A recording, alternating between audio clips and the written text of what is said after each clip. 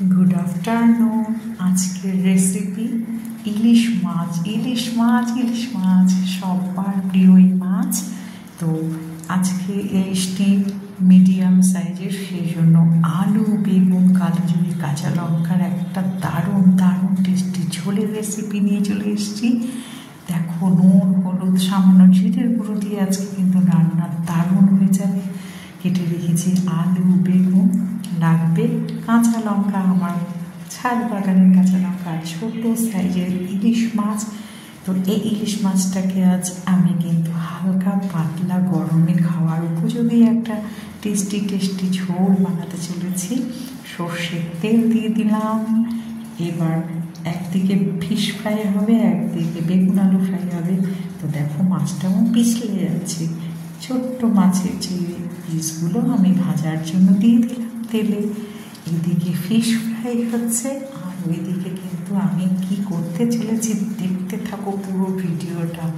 কালো জিরে ফেলে দিলাম তেলে, দিয়ে দিলাম কাঁচা লঙ্কা, আমাদের বাড়ির কাছে খুব টেস্টি একটা লঙ্কা। মাছগুলো কিন্তু হালকা হালকা ভেজে নেব। ইলিশ মাছ যত ভাজবো তত স্বাদ নষ্ট হয়ে যাবে। আর আলুগুলো কিন্তু লম্বা করে বেগুনের সাথে কেটে নিয়েছিলাম। দিয়ে দিলাম নুনের গুঁড়ো, পড়ে গেল হলুদ। এবারে নুন হলুদ দিয়ে কিন্তু বেশ আলুটা কিন্তু রঙিন হয়ে গেল।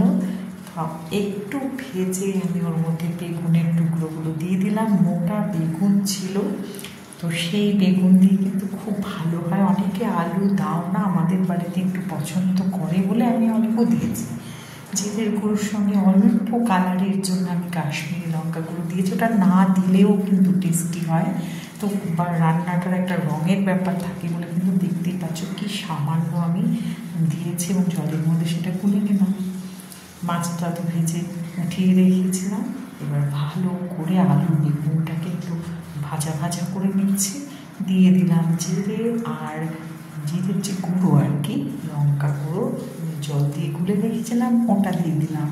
তো এখন বেগুন আলুটাকে এইটুকুন জল দিয়ে কিন্তু আমি একটু বেশ ভাজা ভাজা করে নেব, যাতে আলু বেগুন দুটোই ঠিকঠাক হয়। যেহেতু গুঁড়ো মশলার রান্না, তাই সামান্য জল দিয়েছি মশলার মধ্যে। এবারে কিন্তু পুরো কষিয়ে গরম জল দিয়ে দিলাম। দিয়ে দিলাম উতল আসতে মাছের টুকরোগুলো।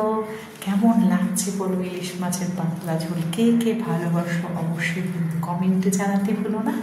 আমাদের বাড়িতে ছোট ইলিশ মাছ আর কি যদি আনা হয়, তাহলে কিন্তু সর্ষে পাতুরি না করে, আমি কিন্তু ভাপা ইলিশ না করে আমি এইভাবে ঝোল করি। দুর্দান্ত স্বাদের হয় বন্ধুরা।